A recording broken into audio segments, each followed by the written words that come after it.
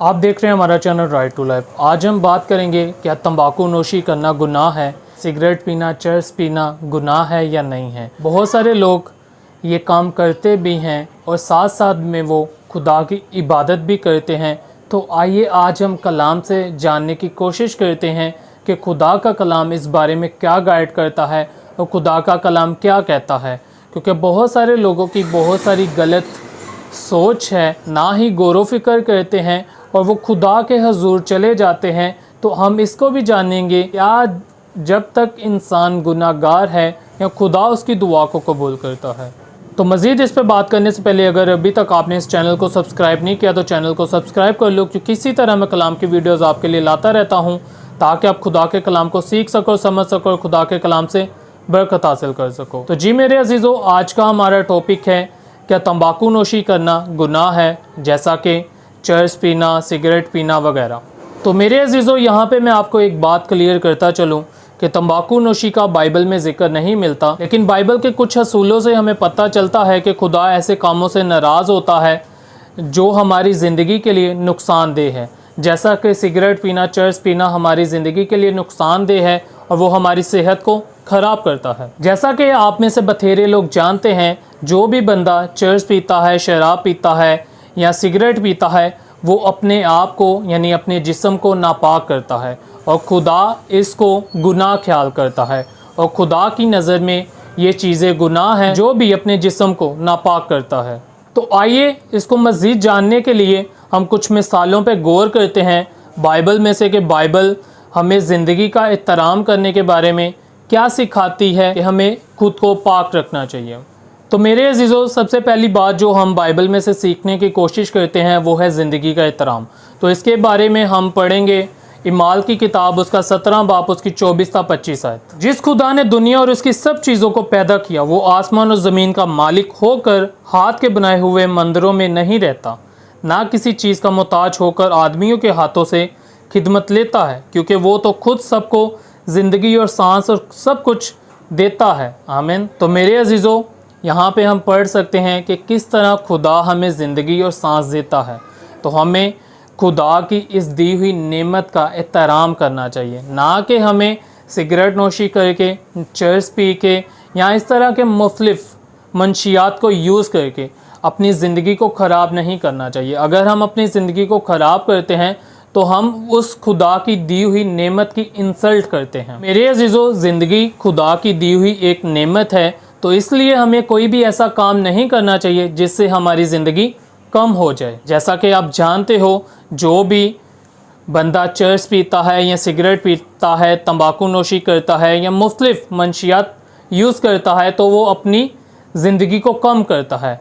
जो लोग ऐसे करते हैं वो खुदा की दी हुई नेमत की इंसल्ट करते हैं। तो मेरे अजीज़ों, आप जानते हो कि ज़िंदगी में बहुत सारे लोग बहुत सारी वजूहात से मरते हैं, जिनमें से एक वजह तंबाकू नोशी भी है। तंबाकू नोशी से हर साल लाखों लोग मरते हैं, लेकिन अगर तंबाकू नोशी ना की जाए तो बहुत सारी ज़िंदगियां बच सकती हैं। दूसरी जो बात है, इसको बाइबल मुक़द्दस में बड़ी अहमियत दी गई है कि अपने पड़ोसी का ख्याल रखें, अपने पड़ोसी से अपनी मानिद मोहब्बत रखें। यानी कहने का मतलब ये है कि अपने पड़ोसी से मोहब्बत करें। जैसा कि मत्ती की इंजील उसका 22 बाब और उसकी 39 आयत में लिखा है कि अपने पड़ोसी से अपनी मानिद मोहब्बत रखो। तो मैं समझता हूँ जो बंदा सिगरेट पीता है वो अपने पड़ोसी से मोहब्बत नहीं करता, क्योंकि वो अपनी तो ज़िंदगी को ख़राब कर रहा ही होता है, लेकिन वो साथ में जो अपने अंदर से धुआं खारिज करता है वो अपने पड़ोसी की यानी जो उसके पास लोग होते हैं उनकी ज़िंदगी को भी ख़राब करता है। तो इसी तरह जो सिगरेट पीता है, जो बीमारियां उसको लगती हैं, उतना ही ख़तरा उसके आसपास रहने वाले लोगों को भी होता है कि वो बीमारियां उसको भी लग सकती हैं, क्योंकि जो वो धुआं अपने अंदर से खारिज करता है वो बहुत सारे लोगों के लिए नुकसानदेह है। तो इससे मैं समझता हूँ जो लोग सिगरेट पीते हैं वो अपने पड़ोसी से मोहब्बत नहीं करते, वो खुदा के इस हुक्म की खिलाफ वर्जी करते हैं, खुदा के इस हुक्म को नहीं मानते जो खुदा ने हुक्म दिया कि अपने पड़ोसी से अपनी मानिद मोहब्बत रखो। तीसरी जो चीज़ है ये दूसरे वाले से भी अहम है और इस चीज़ को खुदा बड़ा पसंद करता है। जैसा कि पाक रखने की अहमियत को, अगर हम पाक रहने की अहमियत को जान जाएंगे तो हमें खुदा के करीब जाने भी नहीं रोक सकता। जैसा कि आप पुराने अहदनामे में पढ़ते हो, आपने पढ़ा भी होगा, सुना भी होगा कि पुराने अहदनामे में वही लोग हैकल में जाते थे जो पाक होते थे, जो साफ़ होते थे। अगर कोई गुनाहगार हैकल में चला जाता था तो वो वहीं पे मर जाता था। तो इससे हम समझते हैं कि यीशु मसीह के कुर्बान होने की क्या अहमियत है। यीशु मसीह ने किस तरह खुद को कुर्बान करके हमारे रिश्ते को खुदा के साथ मजबूत कर दिया। हमें इसकी अहमियत को समझना चाहिए और हमें खुद को पाक रखना चाहिए और हमें कोई ऐसा काम नहीं करना चाहिए जिससे हम नापाक होते हैं। इसी तरह सिगरेट नोशी करना या तंबाकू नोशी करना भी हमें नापाक करता है और वो हमें खुदा से दूर करता है। हम इस चीज़ को मानते तो नहीं, समझते तो नहीं, लेकिन इस चीज़ पे अगर हम गौर करें कि तंबाकू नोशी किस तरह हमें नापाक करती है और खुदा से दूर करती है। जैसा कि आप जानते हो आजकल हर इंसान का अपना एक नज़रिया है और उसने मज़हब को भी पीछे छोड़ दिया है, बाइबल को भी पीछे छोड़ दिया है, खुदा को भी पीछे छोड़ दिया है और अपना एक नज़रिया बना लिया है कि जो मैं करता हूँ जो ही ठीक है। लेकिन ये चीज़ गलत है। पाक कलाम में पाक रहने की अहमियत को बड़ी अहमियत दी गई है, इसलिए हमें इस चीज़ को समझना चाहिए और अपने आप को पाक रखना चाहिए। जैसा कि रोमियो के खत उसके 12 बाब और उसकी पहली आयत में भी लिखा है, अपने जिस्म को ऐसी कुर्बानी होने के लिए पेश करो जो पसंदीदा हो और जो पाक हो। आमीन। दूसरा कुरिन्थियों उसका 7 बाब उसकी पहली आयत में भी लिखा है, बस अज़ीज़ों चूँकि हमसे ऐसे वादे किए गए और आओ अपने आप को हर तरह की जिस्मानी और रूहानी आलूदगी से पाक करें और खुदा के खौफ के साथ पाकीज़गी को कमाल तक पहुँचाएँ। आमीन। हम पढ़ सकते हैं कि खुदा का हुक्म है कि हम अपने अंदर से यानी अपनी जिस्मानियत से और अपनी रूहानियत से नापाकी को ख़त्म करें और अपनी पाक तरीन हालत को कमाल तक पहुँचाएँ। तो मुझे नहीं लगता कि जो नशा करते हैं, जो सिगरेट पीते हैं या जो तंबाकू नोशी करते हैं वो अपने आप को पाक कर रहे होते हैं, बल्कि वो अपने आप को नापाक करके खुदा से दूर कर रहे होते हैं। आजकल के हमारे मसीही बड़े ज़हीन हैं और ख़ुद को वो बड़े समझदार समझते हैं और कई दफ़ा जब उनको मना किया जाता है तो वो कहते हैं हम तो बस शौकिया तौर पे पीते हैं।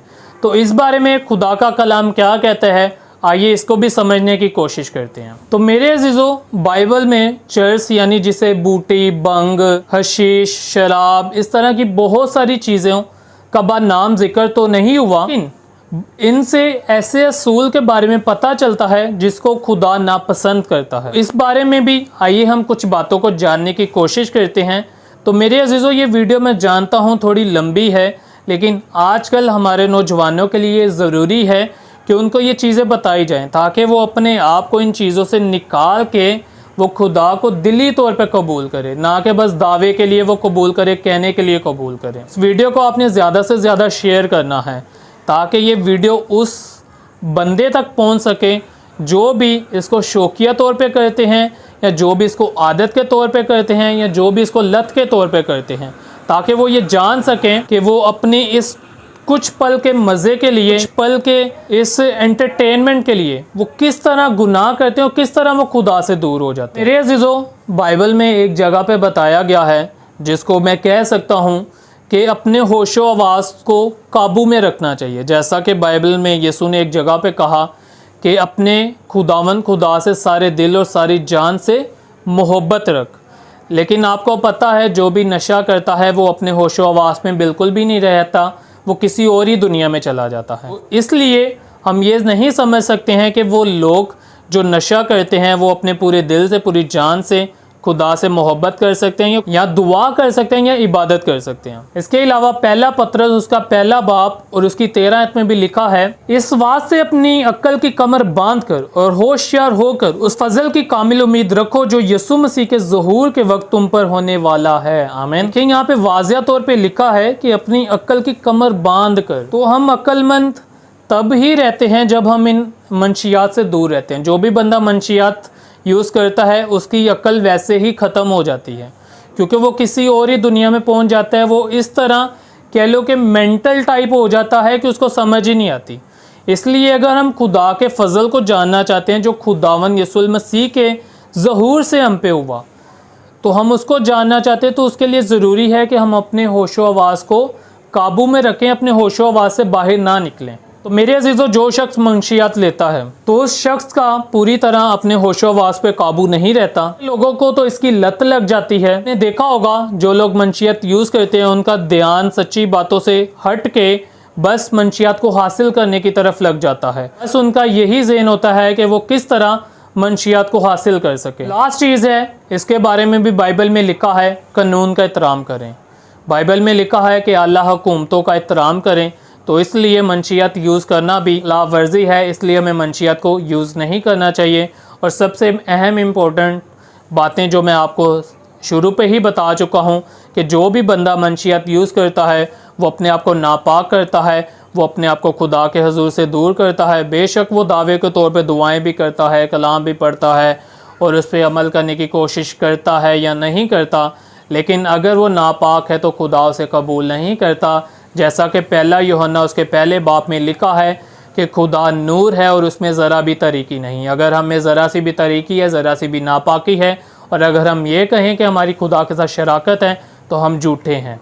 तो मेरे अजीज़ों, अगर हम सच्ची तरीके से खुदा के साथ शराकत बनाना चाहते हैं तो उसके लिए ज़रूरी है कि हम खुद को पाक करें और अपने आप को ऐसी चीज़ों से निकालें जो हमें नापाक करती हैं, ऐसी बातों से निकालें जो हमें नापाक करती हैं।